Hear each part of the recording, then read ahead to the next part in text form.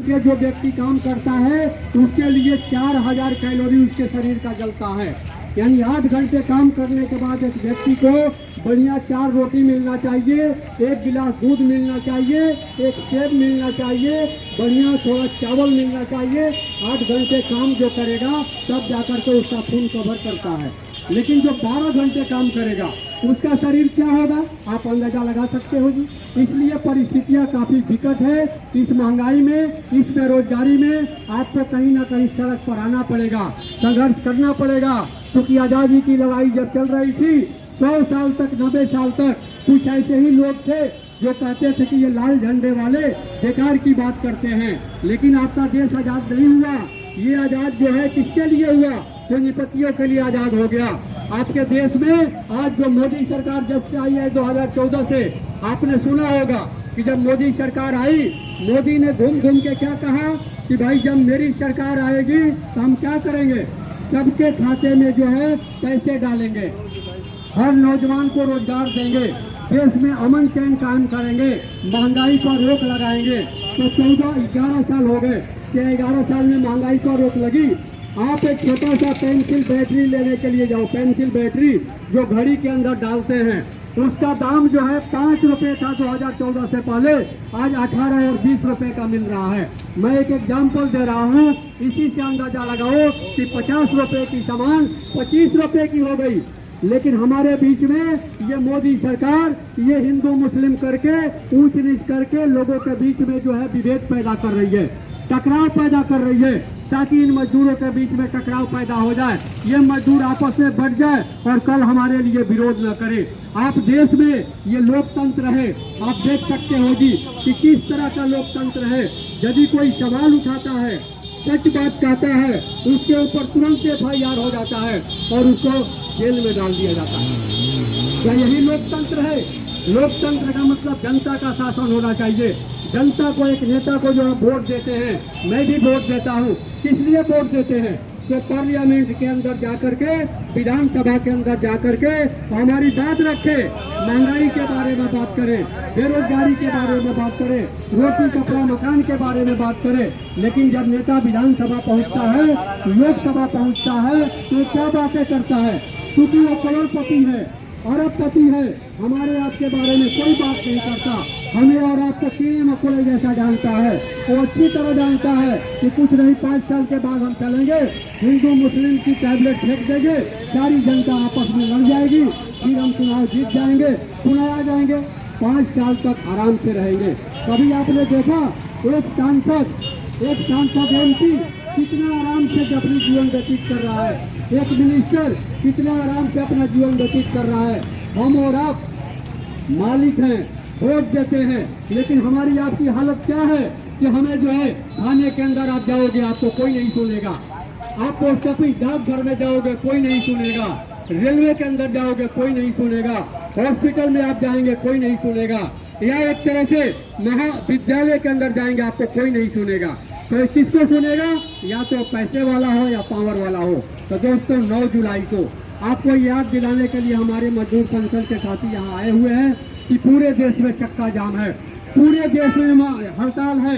और इस हड़ताल का समर्थन चाहे वो डाकघर के अंदर, पोस्ट ऑफिस के अंदर काम करने वाले लोग हों, रेलवे के अंदर काम करने वाले लोग हों, या मजदूर फैक्ट्री के अंदर काम करने वाले लोग हैं, या रेली पटरी लगाने वाले लोग हैं, भवन निर्माण के अंदर काम करने वाले लोग हैं, सारे लोग इसके समर्थन में हैं। क्योंकि महंगाई जो है लोगों की कमर तोड़ दी है, नौजवानों को काम नहीं मिल रहा है। इसलिए एक व्यक्ति के लिए सबसे बड़ी जरूरत है कि हमें रोटी चाहिए, कपड़ा चाहिए, मकान चाहिए, शिक्षा, स्वास्थ्य और न्याय चाहिए। ये जनता का अधिकार है, ये हक है, किसी के बाप का नहीं है ये अधिकार, ये संविधान ने हमें दिया है। इसलिए दोस्तों आपसे ये गुजारिश करने के लिए हम लोग आए हैं, ये बताने के लिए आए हैं कि 9 जुलाई को पूरे देश में आम हड़ताल है और इस हड़ताल को सफल बनाने के लिए आपकी योगदान सबसे बड़ा है।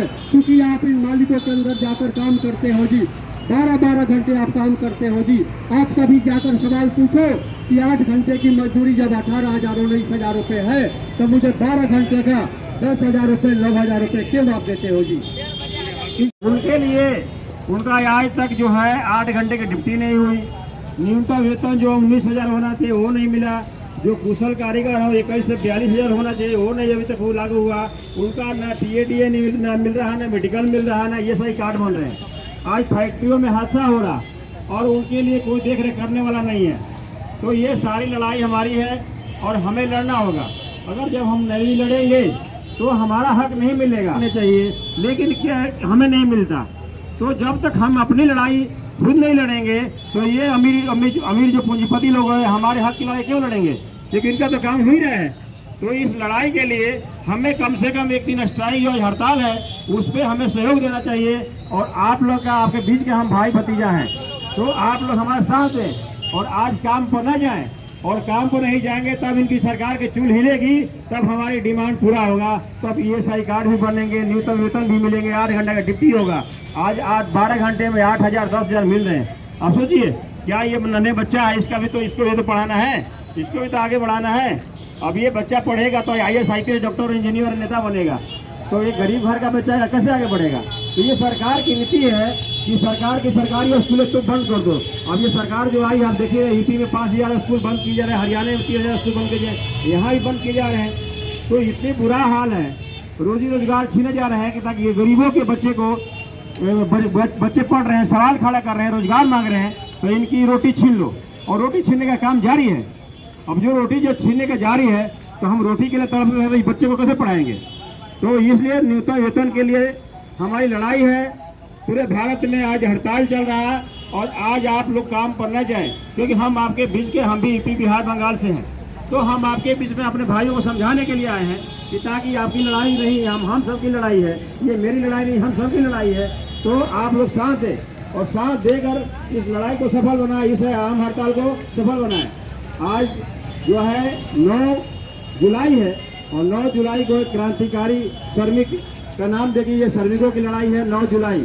ये जब तक हमारी डिमांड नहीं पूरी होती है हम काम नहीं करेंगे, हमारी न्यूनतम वेतन नहीं मिलते हैं हम काम नहीं करेंगे, हमारा ESI कार्ड नहीं मिलते काम नहीं करेंगे, हमारा जो है 8 घंटे की ड्यूटी नहीं होती हम काम नहीं करेंगे।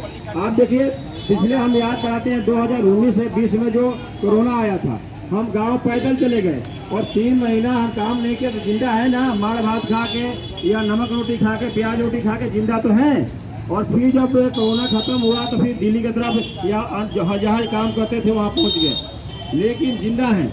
इसी तरह से हमें जो है इस लड़ाई को जीतने के लिए, अपने हक अधिकार को पाने के लिए, जिस तरह कोरोना में हम काम बिना काम की रोटी या नमक रोटी खा के और जिंदा है, उसी तरह अपने हक पाने के लिए हमें इस लड़ाई को लेना होगा, आपको साथ देना होगा, क्योंकि लड़ाई हम सब की है। तो जब तक ये काम हम नहीं सोचेंगे, हम अपनी हक की लड़ाई नहीं लड़ेंगे, तो ये पूंजीपति, ये जो फैक्ट्री वाले हमारे हक की लड़ाई नहीं लड़ेंगे, ये हमारे हक नहीं देने वाले। अभी आप अब जा रहे हैं फैक्ट्री में, आप फैक्ट्री में जा रहे हैं, इनका तो काम हो रहा, आपका भाई भतीजा चिल्ला रहा, उनको क्या फर्क पड़ता है, बोले चिल्लाते रहें, ये लाल झंडे वाले ऐसे ही हैं, ये चिल्लाते रहेंगे और आप ही उनका सपोर्ट करेंगे और आप ही का हक वो खा रहा, और उसके यहाँ एक फैक्ट्री के बदले 4 फैक्ट्री बन जा रही है और हमारा एक भाई घर थोड़ा जो झोपड़ी नहीं बन पाता।